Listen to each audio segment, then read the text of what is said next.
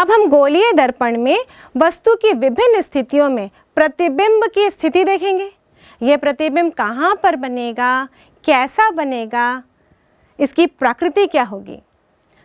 सबसे पहले हम अवतल दर्पण में अनंत पर रखी हुई वस्तु का प्रतिबिंब देखते हैं। जब वस्तु अनंत पर रखी होती है तो इससे निकलने वाली प्रकाश किरणें सदैव ही समांतर होती है।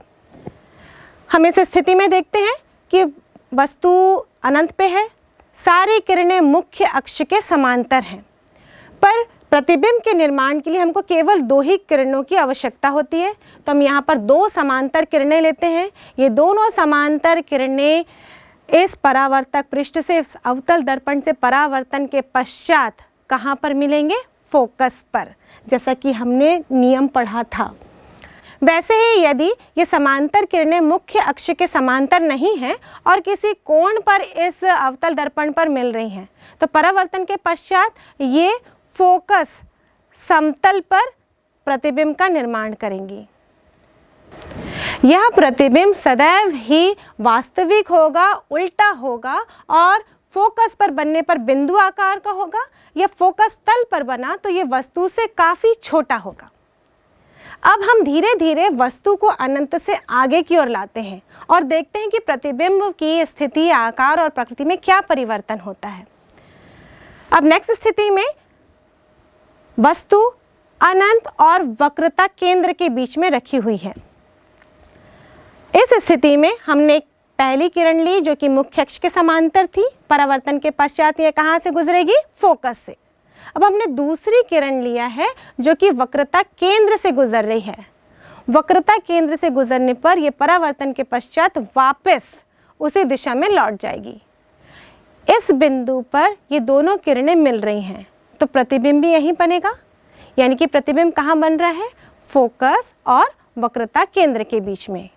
और ये प्रतिबिंब कैसा है, किरणों के वास्तविक मिलन से बना हुआ है, यानी कि ये वास्तविक प्रतिबिंब है जो कि उल्टा है और इसका आकार वस्तु के आकार से छोटा है। अब हम वस्तु को और आगे की तरफ लाते हैं। वस्तु को अब हम केंद्र पर लाकर रखते हैं। हमने फिर एक किरण ली जो कि मुख्य अक्ष के समांतर है। ये परावर्तन के पश्चात फोकस से गुजरेगी। दूसरी किरण यदि हम फोकस से गुजरता हुआ लेते हैं तो ये किरण परावर्तन के पश्चात समांतर हो जाएगी मुख्य अक्ष के और इस बिंदु पर ये दोनों किरणें मिल रही है। यहाँ पर प्रतिबिंब का निर्माण होगा और ये प्रतिबिंब भी होगा वास्तविक यानी कि उल्टा। और यहाँ पर जो प्रतिबिंब का आकार होगा बिल्कुल वस्तु के आकार के बराबर होगा। अब हम वस्तु को और आगे की ओर ले जाते हैं। अब वस्तु को केंद्र और फोकस के बीच में रखते हैं। यहाँ पर हमने फिर एक किरण लिया है जो कि मुख्य अक्ष के समांतर है। ये परावर्तन के पश्चात फोकस से गुजरेगी।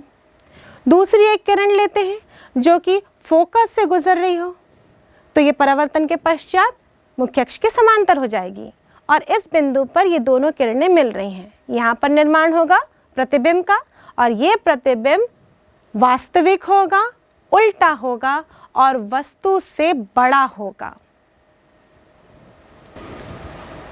अब हम वस्तु को थोड़ा और आगे लाते हैं और इसे हम फोकस पे रखते हैं।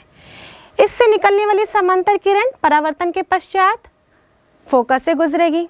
दूसरी किरणें कैसी लेते हैं जो कि केंद्र से गुजर रही हो तो परावर्तन के पश्चात भी ये विपरीत दिशा में उसी रास्ते पर ही चलेगी यानी से केंद्र से होकर गुजरेगी।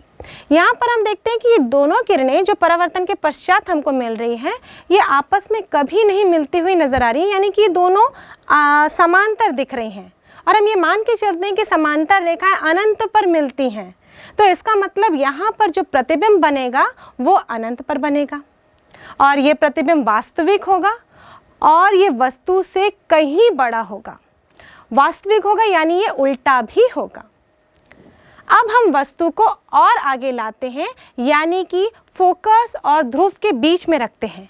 यहाँ से भी निकलने वाली समांतर किरणें फोकस से होकर गुजरेंगी। दूसरी किरण हम ले रहे हैं जो कि वक्रता केंद्र से गुजर रही है। ये परावर्तन के पश्चात भी वक्रता केंद्र से ही गुजरेंगी। ये परावर्तन के पश्चात की दोनों किरणें ये आपस में कभी नहीं मिलेंगी क्योंकि इनके बीच की दूरी लगातार बढ़ते जा रही है। तो यहाँ पर वास्तविक प्रतिबिंब का निर्माण नहीं होगा।